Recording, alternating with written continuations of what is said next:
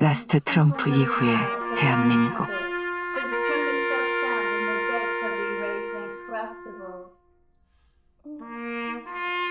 Republic of Korea after the last Trump. 제14편.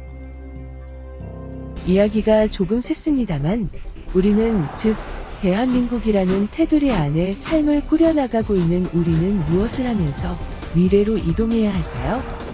역사는 참고로서 도움이 될 수 있을지 몰라도 너무 의지할 필요는 없을 것입니다.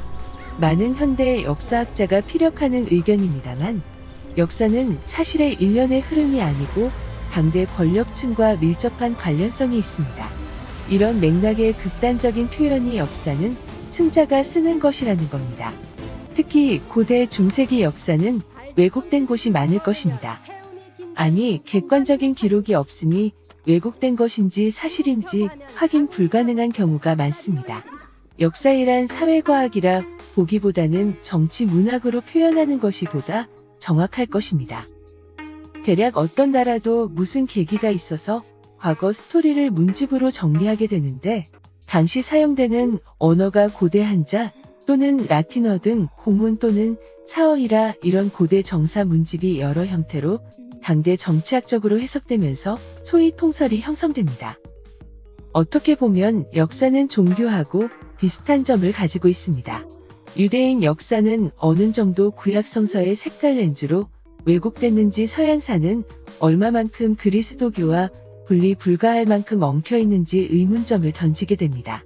물론 이슬람교는 정, 중, 사를 결코 분리할 수 없는 결합체라고도 할 수 있습니다.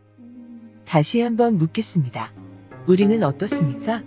역사책 정사로서는 중원 세력 아니면 보원 세력이 형성한 권력체가 작성한 문집이 기준이 되어 중세기에 들어와 조선판 구약성서 격인 삼국사기 및 삼국유사가 집필됩니다. 그러나 다른 나라의 중세기 문집도 그랬듯이 여러 군데 오류가 있거나 애매모호한 문장이거나 아니면 재해석, 재집필되었을 것입니다. 삼국시대가 지나면 고려사가 있고 그 후 조선 왕조실록이 있습니다. 그 외에 이것저기 부수적인 고서가 있습니다만 고려시대 말부터는 사대주의가 깊이 스며들면서 중원에서부터의 유교가 한반도에 쭉 퍼져 그 영향을 받습니다. 조선 왕조실록에 관해서는 역사 문집으로서 대단한 자부심을 느끼게 하는 내용이 교과서에 실려 있고 대한민국 국보 151호 1997년 10월 1일 유네스코의 세계기록유산으로 등록되었습니다. 옛날 조선시대 호랑이가 담배 피우던 때 사관이란 관직이 있었는데 이들은 왕을 졸졸 따라다니면서 사초를 작성하여 이를 편집, 집필하여 실록을 만들었다고 합니다. 통설에 의하면 실록은 공정성과 객관성을 지켜내기 위하여 매우 엄격한 규율에 따라 작성되었다고 합니다. 왕의 실록은 반드시 해당 왕의 사후에 작성되어 임금은 어떠한 경우에도 실록을 열람할 수 없었다고 전해지고 있습니다. 사관들은 독립성과 비밀성을 부여받아 사소한 사항까지도 왜곡 없이 있는 그대로 작성할 수 있었다고 합니다. 공정성과 객관성을 갖추기 위해 왕도 그 내용을 못 봤다고 하니 혀를 두를 일입니다. 이게 사실이면 말입니다. 한편 이렇게도 볼 수 있습니다. 실록은 중원 대국의 사서의 일부가 되는 세가로 중원 관료의 보고용으로 사용, 즉 사관이라는 자리는 중원에서 파견된 감사역으로도 볼 수 있겠습니다. 즉 파워포인트로 조직도를 그려본다면 사관이 소속된 춘추관은 조정과 실선으로 연결되었고 또 중원 감사부와는 점선으로 연결되어 있었다고 보면 되겠습니다. 얘기가 다시 샜는데 우리의 미래의 본론으로 돌아온다면 현 정부는 K-방역을 피하라면서 한국이 선진국으로서 탄탄한 위치를 유지할 것으로 장밋빛 미래의 그림을 그리고 있습니다. 과연 남한이 독자적인 반도 세력으로 발전할 수 있을까요? 일단 이런 일은 한반도 역사 속에서 찾아볼 수가 없습니다. 아마 이때까지 그렇게 해왔듯이 한쪽 세력에 기대다가 조금씩 내력을 키우면서 준비하다가 세력 교체기에 확세를 불려 자립하는 것입니다. 그러나 이는 탁상 공론일 뿐 실행하는 것이 말하는 것보다 100배 아니 1000배 어려운 일입니다. 주식 투자에 있어서 저가 매수 고가 매도는 가장 기본적인 원칙입니다만, 그러니까 한 주식을 저가에 사서 고가에 팔라는 것입니다만, 만약 그게 쉽게 가능한 일이라면 모두 부자가 돼 있겠죠. 아마 차트를 보면서 주식 투자를 해본 경험이 있다면 아시겠습니다만, 그래프의 선행을 알아맞히는 것은 별의별 차트 분석 방법, 수학 알고리즘 등을 터득했어도 정말 하늘의 별 따기처럼 어려운 일입니다. 여러 전문가의 말을 빌리자면 지금 우리 앞에 있는 난제는 미중 교체기입니다. 그러니까 해양 세력에서 중원 세력으로 교체 중이라고 보고 있습니다. 동서양을 막론하고 한 나라가 망할 때쯤 되면 성격이 괴팍한 독재자가 나타나곤 합니다. 아니면 순서가 반대일까요? 그런 자가 나타나서 나라가 망하는 것일까요? 그럼 기울어지고 있는 해양 세력을 봅시다.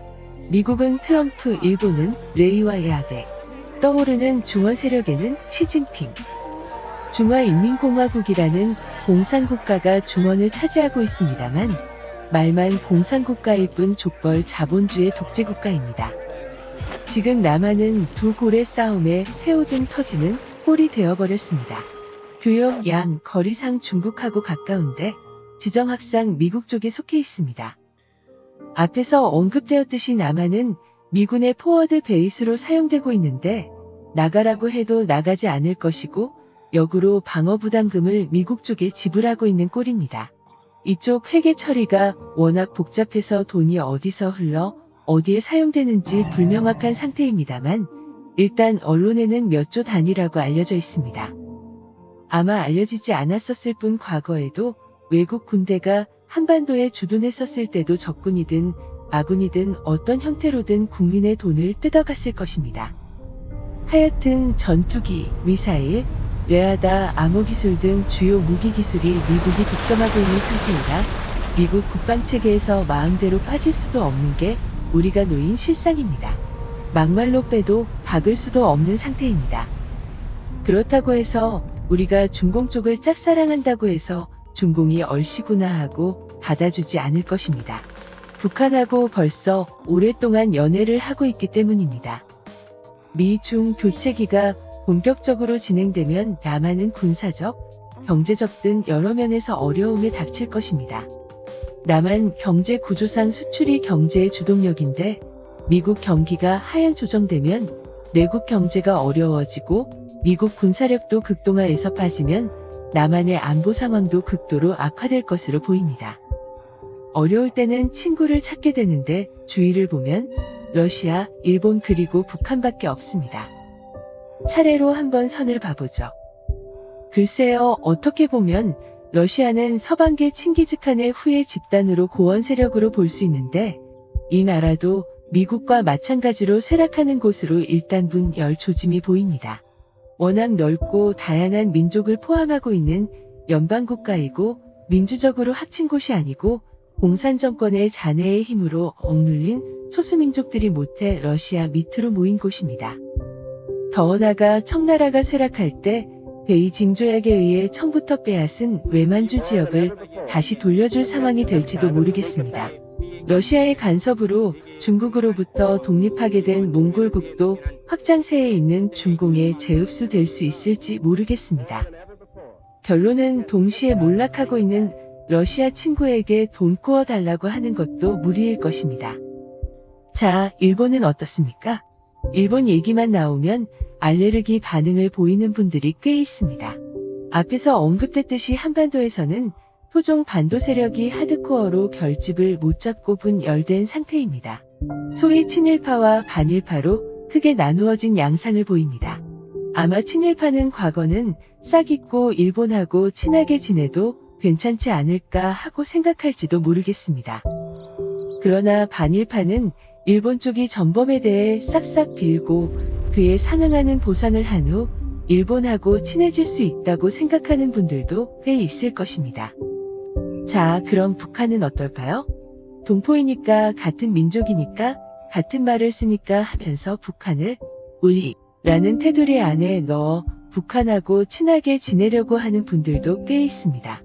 그건 남한 일부의 짝사랑일 뿐 북한은 전혀 그런 생각이 없을 것입니다. 북한은 완전히 중공권에 들어가 있습니다. 그렇다고 하면 다시 일본으로 돌아와서 재고해 봅시다. 80년대 한때 일본 경제가 박차를 가하면서 미국을 제치고 세계 경제 규모 1위로 부상할 것이라고 일부 경제학자들이 예측하였습니다. 그런데 92년쯤 되어 고점을 찍은 다음 버블이 터지고 일본 경제는 봉착 상태입니다.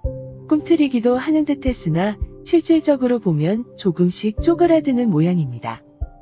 남한이 일본의 손을 잡으려고 한들 망해가는 회사 사장의 손을 잡는 꼴이 될 것입니다. 일본 경제도 족재벌 자본주의에서 벗어나지 못한 채 경제성장의 글라스 실링에 부딪혀 국가 부채가 장난이 아닙니다. 그러나 절친은 아니라도 어느 정도 거리를 두고 그럭저럭 험한한 관계를 유지하면 되겠죠. 지금 한국은 온 힘을 다해 뛸 때입니다. 쓸데없이 이웃나라 일본 때문에 국력을 소모할 때가 아니죠. 그런 맥락으로 보면 쇠퇴하고 있다는 러시아와도 원만한 관계를 유지하면 좋겠죠. 그런데 얘기가 너무 길어지는 것 같아서 일단 끊고 제14편을 마치겠습니다. 제15편을 기대해주세요. 라스트 트럼프 이후의 대한민국 Republic of Korea after the last Trump. Written and produced by Dan Barrowman.